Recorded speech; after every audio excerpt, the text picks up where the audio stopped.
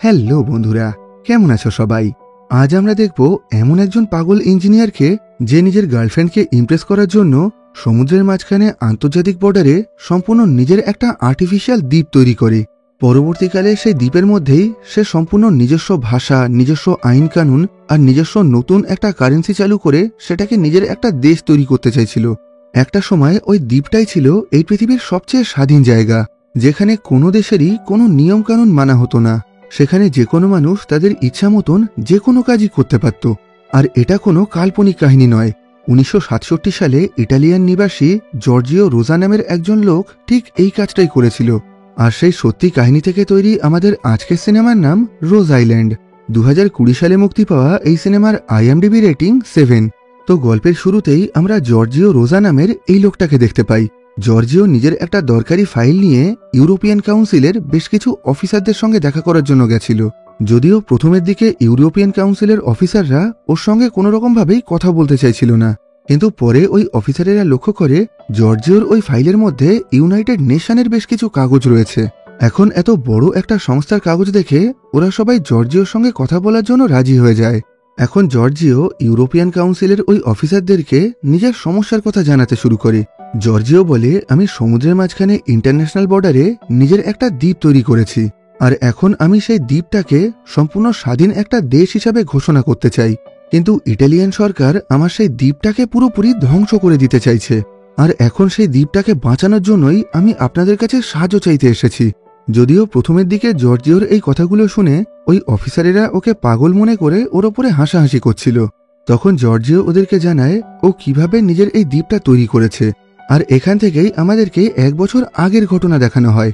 দেখা যায় আজ থেকে 1 বছর আগে জর্জিও আর তার বন্ধুরা তাদের ইঞ্জিনিয়ারিং পাশ করার আনন্দে একটা পাবের মধ্যে পার্টি করছিল।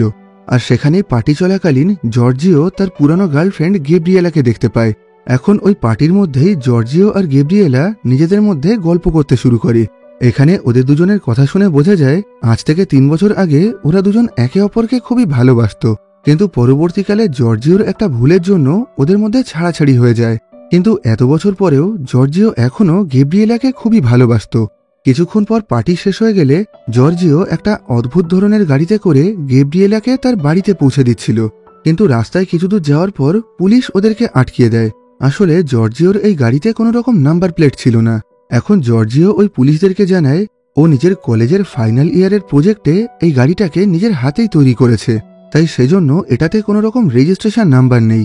এবার একটু খোঁজ খবর করার পর পুলিশরা জানতে পারে কিছু মাস আগেই জর্জিও নিজের তৈরি একটা আনরেজিস্টার্ড প্লেন আকাশে ওড়ানোর চেষ্টা করেছিল, আর সেই কারণে ওকে এর আগেও একবার পুলিশ ধরে নিয়ে গেছিল। আর সেই কারণেই এখন ওকে কোনো রকম গাড়ি বা প্লেন কোনো কিছু চালানোর থেকেই পুরোপুরি ব্যান করে দেওয়া হয়েছিল। সেজন্যই এখন পুলিশরা জর্জিও তৈরি এই গাড়িটাকে থানায় নিয়ে যাওয়ার চেষ্টা করে, কিন্তু এটা দেখে জর্জিও ওদের সঙ্গে খুবই ঝামেলা করতে শুরু করে, আর এই কাজের জন্য ওকে থানায় নিয়ে গিয়ে বন্দি করে রাখা হয়। যদিও পরের দিন সকালে ওর বাবা এসে ওকে থানা থেকে ছাড়িয়ে নিয়ে যায়। রাস্তায় যাওয়ার পথে উনি জর্জিওকে এই সমস্ত উদ্ভট কাজ করা বন্ধ করে দিয়ে বাকি আর 5 জন সাধারণ মানুষের মতন কোনো একটা ভালো চাকরি করতে বলেন, কিন্তু জর্জিও ওনার কোনো কথাই শুনতে চাইছিল না। ও নিজের মতন আলাদা কিছু করতে চাইছিল। জেল থেকে বাইরে বেরোনোর পর ও সরাসরি গেব্রিয়েলার সঙ্গে দেখা করার জন্য চলে যায়। গেব্রিয়েলা পেশায় একটা ল কলেজের টিচার ছিল, আর এখন এখানে জর্জিয়াকে দেখে ও প্রচণ্ড রেগে যায়। গেব্রিয়েলা বলে, কালকে তোমার জন্য আমাকে থানায় যেতে হয়েছে, আর এর জন্য আমার পুরো কেরিয়ারটাই নষ্ট হয়ে যেতে পারত। জর্জিয়া বলে, কাল রাতে যেটা হয়েছে তার জন্য আমি খুবই দুঃখিত, তুমি পারলে আমাকে ক্ষমা করে দিও। গেব্রিয়েলা বলে, এবার থেকে তুমি এই সমস্ত উদ্ভট কাজ করা বন্ধ করে দিয়ে বাকি আর 5 জন সাধারণ মানুষের মতন চলতে শেখো। তুমি নিজেকে যতটা জিনিয়াস ভাবো তুমি মোটেও অতটা জিনিয়াস না, আর তুমি যদি পৃথিবীর নিয়ম মেনে আর 5 জন সাধারণ মানুষের মতন চলতে না পারো তাহলে তুমি নিজের একটা আলাদা পৃথিবী তৈরি করে নাও। আর এই কথা বলেই ও জর্জিয়ার ওপরে প্রচণ্ড রাগ করে ওখান থেকে চলে যায়। এই ঘটনার 3 মাস পর দেখা যায় গেব্রিয়েলার কথা শুনে জর্জিও ছোটখাটো একটা বাইক রেসিং কোম্পানিতে মেকানিকের কাজ করতে শুরু করেছে, কিন্তু এখানে কাজ করতে ওর একদমই ভালো লাগছিল না। সেজন্য একদিন রেস চলাকালীন ওর করা একটা ভুলের জন্য ওদের কোম্পানির একটা বাইকের অ্যাক্সিডেন্ট হয়ে যায়। সেজন্য ওকে ওই চাকরি থেকে বের করে দেওয়া হয়। এসব কিছুর মধ্যেই একদিন ও লক্ষ্য করে সমুদ্রের মধ্যে অয়েল রিফাইনারি তৈরি করার জন্য একটা কোম্পানির পোস্টার দেওয়া হয়েছে। এই পোস্টারটা দেখার পর ও খুবই গভীর একটা চিন্তায় পড়ে যায়। ও অন্যদিকে আমরা জর্জিওর বন্ধু মারিজিওকে দেখতে পাই। মারিজিও ওর বাবার সাথে ওদের ফ্যামিলি বিজনেস সামলাতো, কিন্তু এই কাজটা করতে ওর একদমই ভালো লাগতো না। এসব কিছুর মধ্যে একদিন জর্জিও ওর সঙ্গে দেখা করার জন্য আসে। জর্জিও বলে, আমার মাথায় একটা আইডিয়া এসেছে। আমি সমুদ্রের মাঝখানে ইন্টারন্যাশনাল বর্ডারে একটা দ্বীপ তৈরি করতে চাই, যেটা সম্পূর্ণ আমাদের নিজেদের হবে, আর সেখানে আমরা নিজেদের ইচ্ছা মতন যা খুশি করতে পারবো। প্রথমের দিকে আমি ভেবেছিলাম আমি মাটি, বালি আর পাথর দিয়ে ওই দ্বীপটাকে তৈরি করব, কিন্তু এইভাবে ওই কাজটা করা একদমই অসম্ভব। এইভাবে কিছুদিন ভাবনা চিন্তা করার পর আমি এই সমস্যার একটা সমাধান খুঁজে পাই। সমুদ্রের মাঝখানে অয়েল রিফাইনারিগুলোকে যেভাবে তৈরি করা হয়, আমরা নিজেদের এই দ্বীপটাকেও সেভাবেই তৈরি করব। আর একবার এই দ্বীপটা তৈরি করতে পারলেই আমরা সেখানে নিজেদের ইচ্ছা মতন যা খুশি করতে পারবো। আমাদেরকে আর কোনো রকম নিয়ম কানুন মানতে হবে না। এই কথা শুনে মরিজিও সঙ্গে সঙ্গেই ওর কথায় রাজি হয়ে যায়। ও বলে, আমার বাবাকে ওনার ব্যবসার কাজে সাহায্য করতে আমার একদমই ভালো লাগে না। একবার আমাদের এই দ্বীপটা তৈরি হয়ে গেলে আমি আমার বাবার চাকরি ছেড়ে দিয়ে সবসময় ওই দ্বীপে গিয়েই পড়ে থাকবো। এই ঘটনার পর ওরা সবাই সমুদ্রের মাঝখানে গিয়ে বড় বড় অয়েল রিফাইনারিগুলোকে ভালো করে দেখতে শুরু করে। আর সেখান থেকে ওরা এটা বোঝার চেষ্টা করে সমুদ্রের মাঝখানে ওই বড় বড় প্ল্যাটফর্মগুলোকে কিভাবে তৈরি করা হয়েছে। সব রকম খোঁজখবর করার পর হিসাব করে দেখা যায় ওই অয়েল রিফাইনারিগুলোকে তৈরি করার জন্য কোটি কোটি ডলার খরচ করা হয়েছে। কিন্তু এদের পক্ষে অত টাকা খরচ করা কোনোভাবেই সম্ভব না। ওদেরকে যতটা সম্ভব কম খরচে এই কাজটা করতে হবে। আর একটু ভাবনা চিন্তা করার পর জর্জিও এই সমস্যারও একটা সমাধান করে ফেলে। ও ঠিক করে নেয় ও স্টিলের বড় বড় পোলের সাহায্যে নিজেদের ওই দ্বীপটাকে তৈরি করবে। এখন ও স্টিলের বেশ অনেকগুলো বড় বড় ফাঁপা পোল সমুদ্রের জলে ভাসিয়ে দেয়, আর তারপর ওই ভাসতে থাকা পোলগুলোকে ওরা খুব সহজেই সমুদ্রের মাঝখানে নিয়ে যায়। এরপর বেশ একটা নির্দিষ্ট দূরত্বে পৌঁছানোর পর ওরা ওই পোলগুলোর একটা মাথায় খুলে দিয়ে তার মধ্যে জল ভরতে শুরু করে, যার ফলে ওই পোলগুলো লম্বালম্বি ডুবে গিয়ে সেগুলো উঁচু হয়ে দাঁড়িয়ে থাকছিল। এভাবেই অনেকগুলো জল ভরা স্টিলের পোলের সাহায্যে ওরা খুব সহজেই আর অনেক কম খরচে নিজেদের দ্বীপের জন্য 400 স্কোয়ার মিটারের একটা প্ল্যাটফর্ম বানিয়ে ফেলে। আর ওরা নিজেদের এই দ্বীপটাকে নিজেদের দেশ অর্থাৎ ইটালি থেকে 6 নটিক্যাল মাইল মানে 10 কিলোমিটার দূরে সমুদ্রের মাঝখানে আন্তর্জাতিক বর্ডারে বানিয়েছিল। আসলে যে কোনো দেশ থেকেই তাদের পাশে থাকা সমুদ্রের মাঝখানে 10 কিলোমিটার অবধি এরিয়া তাদের দেশের সীমানার মধ্যেই পড়ে, কিন্তু ওই 10 কিলোমিটার পরে থেকেই শুরু হয়ে যায় আন্তর্জাতিক সমুদ্র, যেখানে কোনো দেশেরই কোনো রকম অধিকার থাকে না। এটা সম্পূর্ণ একটা স্বাধীন জায়গা। আর সেজন্যই এখন ওরা দুজনও নিজেদের এই দ্বীপটাকে আন্তর্জাতিক সমুদ্রের মাঝখানেই তৈরি করেছিল, যাতে ওদের ওই দ্বীপের উপরে ইটালিয়ান সরকার অথবা অন্য কোনো দেশেরই কোনো রকম প্রভাব না থাকে। এবার ওই দ্বীপটা তৈরি করার পর সবার আগে ওরা সেখানে পানীয় জলের ব্যবস্থা করতে শুরু করে। আর সেজন্য ওরা একটা বিশাল বড় ড্রিল মেশিনের সাহায্যে একটানা 3 দিন ধরে সমুদ্রের নিচে থাকা মাটি খুঁড়তে শুরু করে। আর এভাবেই বহু চেষ্টার পর অবশেষে ওরা নিজেদের ওই দ্বীপের মধ্যে পানীয় জলের ব্যবস্থা করে ফেলে। এই ঘটনায় জর্জিও এবং মারিজিও দুজনেই খুবই খুশি ছিল।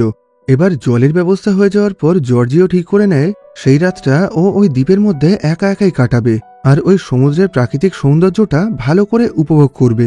কিন্তু রাতের বেলায় জর্জিও যখন ওখানে একা একা সময় কাটাচ্ছিল, ঠিক তখনই ওখানে একটা বিশাল বড় ঝড় শুরু হয়, যেটা দেখে প্রথমের দিকে ও খুবই ভয় পেয়ে গেছিল। কিন্তু কিছুক্ষণ পর ও লক্ষ্য করে ওই ঝড়ের মধ্যেই একটা লোক তার বোট নিয়ে ওর দ্বীপের দিকে এগিয়ে আসছে।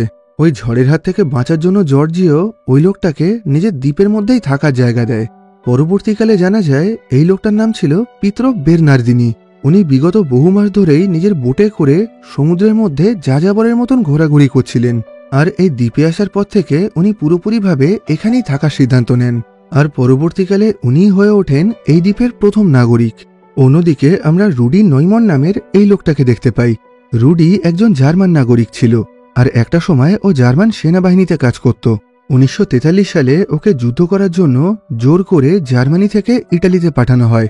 কিন্তু এখানে আসার পর ও এক রাতে নিজের আর্মি ক্যাম্প থেকে পালিয়ে অনেকটা দূরে থাকা ইটালির সমুদ্রের ধারে লুকিয়ে পড়ে।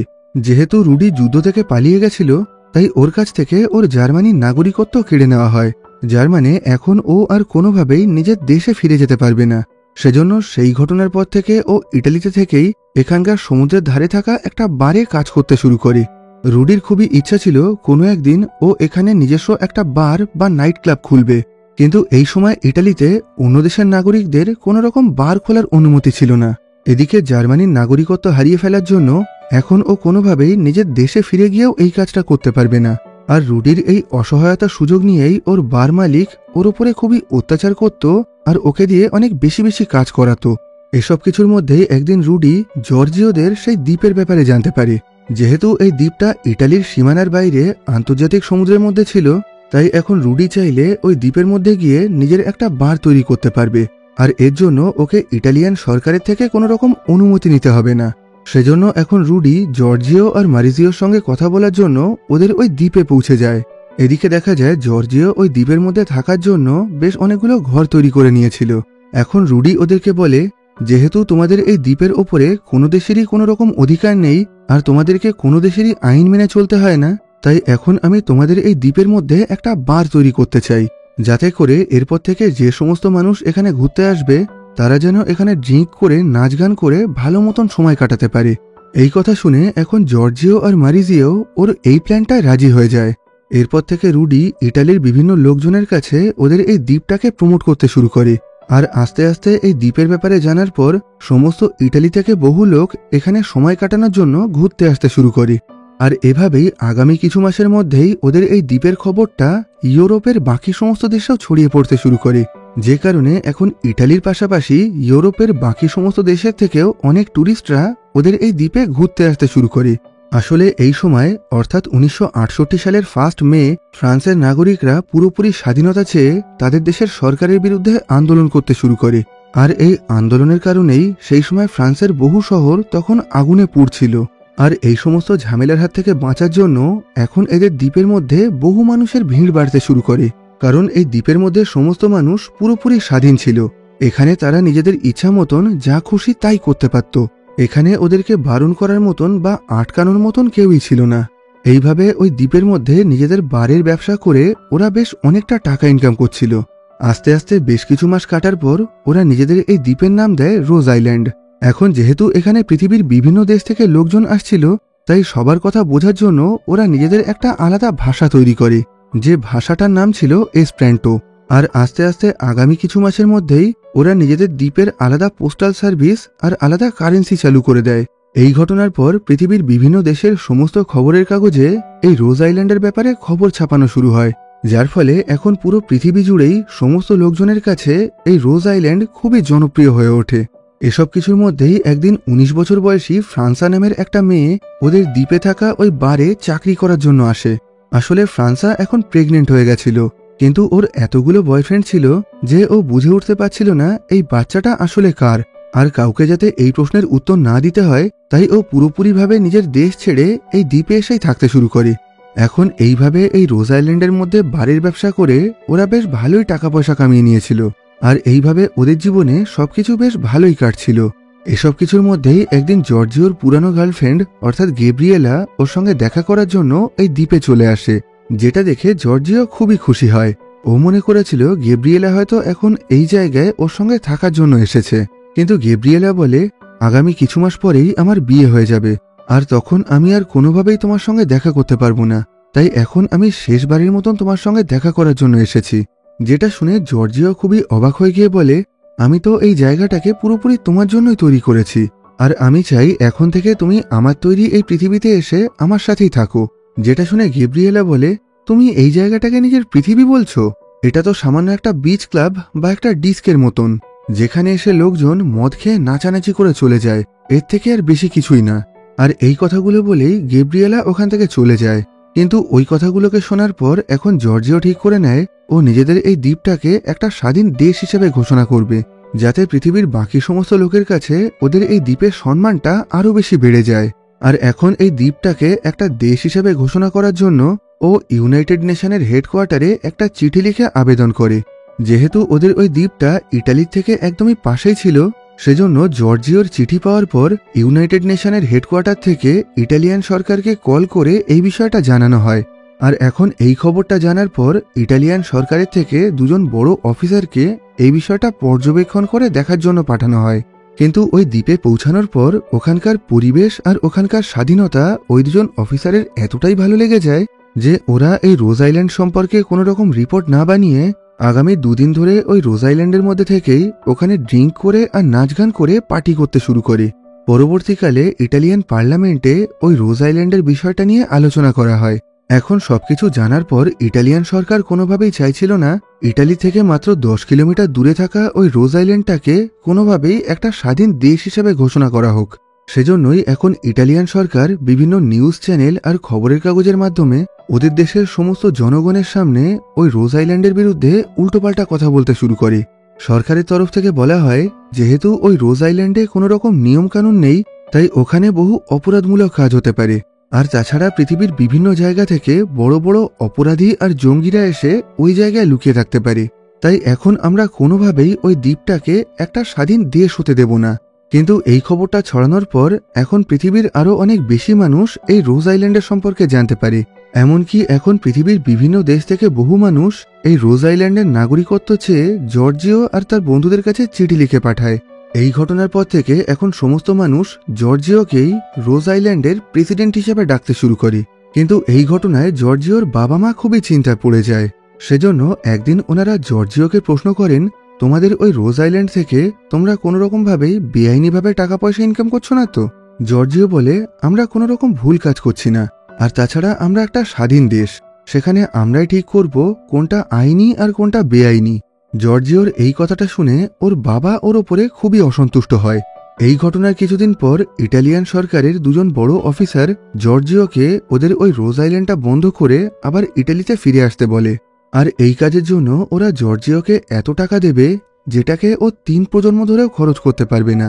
আর সেই একই সাথে ওকে এই শহরের বিচের ধারেই 2টো বার তৈরি করে দেওয়া হবে। কিন্তু জর্জিও কোনোভাবেই ওদের এই প্রস্তাবে রাজি হয় না। ও নিজের তৈরি ওই রোজ আইল্যান্ডটাকে কোনোভাবেই বন্ধ করতে চাইছিল না। অন্যদিকে দেখা যায় ইটালিয়ান সরকারের সাথে সাথে এখন ইটালিয়ান চার্চও এই রোজ আইল্যান্ডের বিরুদ্ধে চলে গেছিল। চার্চের লোকজন মনে করছিল ওই রোজ আইল্যান্ডের লোকজন একটু বেশি স্বাধীনতা পেয়ে গিয়ে বড্ড উল্টোপাল্টা কাজ করছে, যেটা ওদের ধর্ম আর সংস্কৃতির বিরুদ্ধে। এসব কিছুর মধ্যেই দেখা যায় ইটালির বহু হাজার হাজার মানুষ ইটালিয়ান সরকারকে চিঠি লিখে নিজেদের ইটালির নাগরিকত্ব বাদ দিয়ে ওই রোজ আইল্যান্ডের নাগরিকত্ব নিতে চাইছিল। এই বিষয়টা জানার পর এখন ইটালিয়ান সরকার যেভাবেই হোক ওই রোজ আইল্যান্ডটাকে বন্ধ করে দিতে চাইছিল।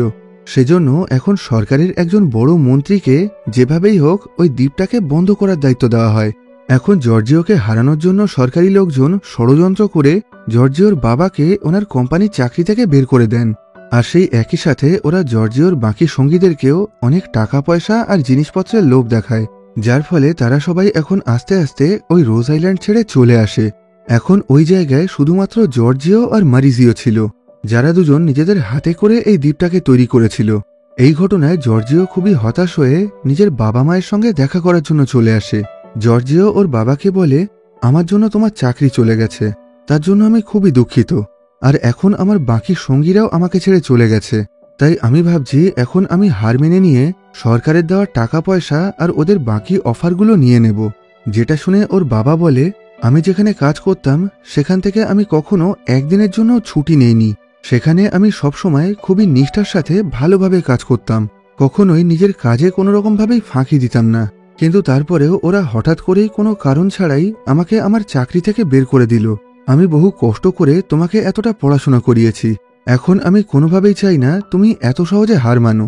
তুমি সরকারি লোকদেরকে বারণ করে দিয়ে নিজের ইচ্ছা মতন যেটা করতে চাইছো সেটাই করো। এই কথাগুলো শুনে জর্জিও আবার সরকারের বিরুদ্ধে নতুন করে লড়াই করার সিদ্ধান্ত নেয়।